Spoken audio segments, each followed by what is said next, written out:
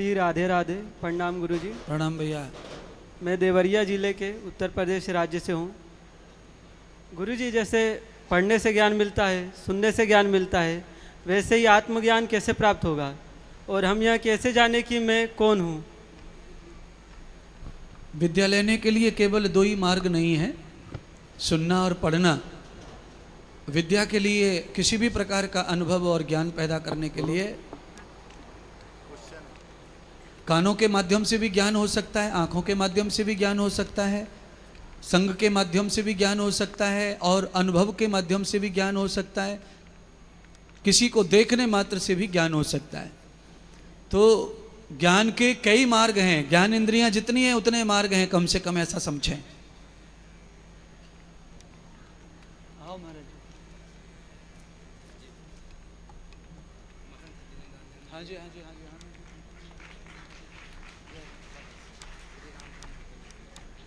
हाँ, मैं पढ़ दूँगा। मुझे माला दे दो, आचार्य जी के लिए माला।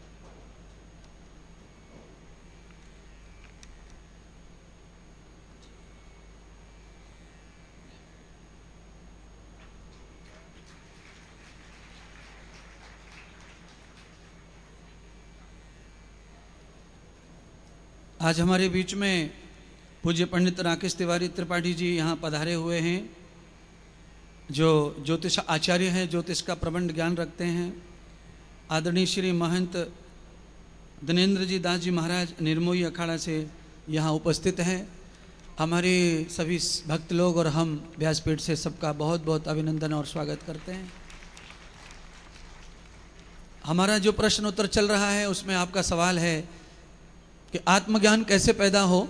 पढ़ने से सुनने से ज्ञान पैदा होता है, तो मैंने कहा देखने से भी ज्ञान पैदा होता है, संग से भी ज्ञान पैदा होता है और अनुभव से, जीवन को जीने से भी ज्ञान पैदा होता है। आप जितना जीवन जी सके हैं, आपको दुनिया का नॉलेज नहीं है, पर आप जितना जीवन जी रहे हैं, जितने साल आपने काट लिए हैं, उससे भी आपको ज्ञान होता है। हमारे साथ में जो व्यवहार होता रहता है वो सब हमें ज्ञान ही देता है। पर सवाल था कि आत्मज्ञान कैसे हो, तो आत्मज्ञान के लिए भी यही रास्ते हैं। आत्मज्ञान के लिए भी पहले श्रवण ही करना पड़ेगा, पहले संग करना पड़ेगा और पहले देखना पड़ेगा। तो देखने से, सुनने से, बोलने से, कहने से, अनुभव से, जीने से आत्मज्ञान भी होता है। आत्मज्ञान के लिए किताबों में कोई बात लिखी है तो उससे आत्मज्ञान हो जाएगा, ये भी बात पक्की नहीं है। पर किताबों के सूत्रों के बगैर भी आत्मज्ञान होगा, ये भी कच्चाई है, ये भी पक्का नहीं है। इसीलिए एक दूसरे का पूरक है। किताब के रूप में हम सत्संग सुन सकते हैं, किसी महात्मा के वचन सुन सकते हैं, किताब को खोल के पढ़ सकते हैं, पर उसको विश्लेषण करने के लिए, उसका पूर्ण पाने के लिए उसको हमें अपने जीवन में अनुभूत करना पड़ता है, आचरित करना पड़ता है। दुकानदार चाहे कितना भी बोले कि ये पुदीना का पानी है, ये बहुत स्वादिष्ट पानी है, और ये हींग जीरे का पानी है, ये हरे धनिया मिर्ची का पानी है, आप इसमें से एक चाट खाओ, इसमें से एक चाट खाओ, तो आपने पहले से वो सब चीज़ें खाई हुई हैं। आप पुदीना भी जानते हैं, आप धनिया भी जानते हैं, आपको नाम लेते से उसका स्वाद भी अनुभव हो जाता है कि पुदीना का पानी कैसा लगता है खाते समय, पानी पूड़ी में, पकौड़ी में भरकर खाओ तो। पर जिस आदमी ने जो बनाया है, पहले जो खाया है, उसमें और इसमें अंतर है, क्योंकि इसके नमक मसाले अलग पड़े हैं, उसके अलग पड़े थे, उसकी सीमा अलग थी, इसकी सीमा लिमिट अलग है, इसका पानी ज़्यादा था या उसका कम था। इसीलिए जब आप उसे खाते हैं तब उसका अनुभव अलग आता है, बताने से अनुभव अलग आता है।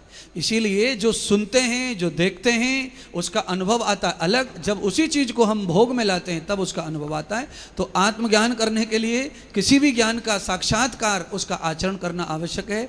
आप उस पर अमल करें, कुछ दिन चलें, उसका अनुभव करें और बाह्य संसार को जितना हो सके उतना त्यागते हुए, आंतरिक शक्तियों को, आंतरिक वेदना से मुक्त करते हुए आप एक सरल जीवन, संतोष का जीवन जीते हुए आगे बढ़ेंगे तो आपको आत्मिक ज्ञान होगा। आत्मिक ज्ञान का मतलब होता है संतोषी व्यक्ति। जिस व्यक्ति को संतोष होने लगता है, समझ लो आत्मज्ञान हो रहा है।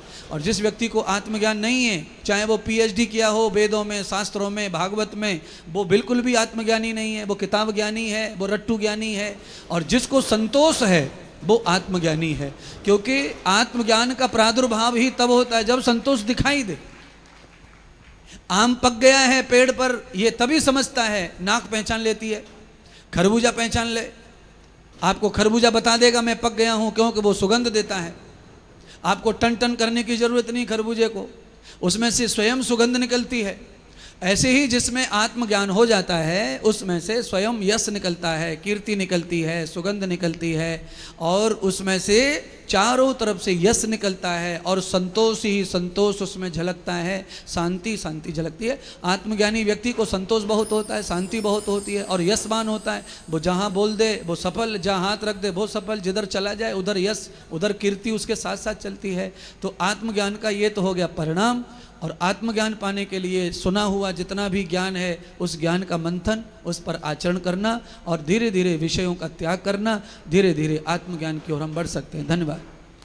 इसका मतलब हम सोच सकते हैं कि दीपक मिट्टी का हो या सोने का हो, यहाँ देखना जरूरी नहीं है, बल्कि वहाँ अंधेरे में कितना प्रकाश देता है इसे देखना जरूरी है।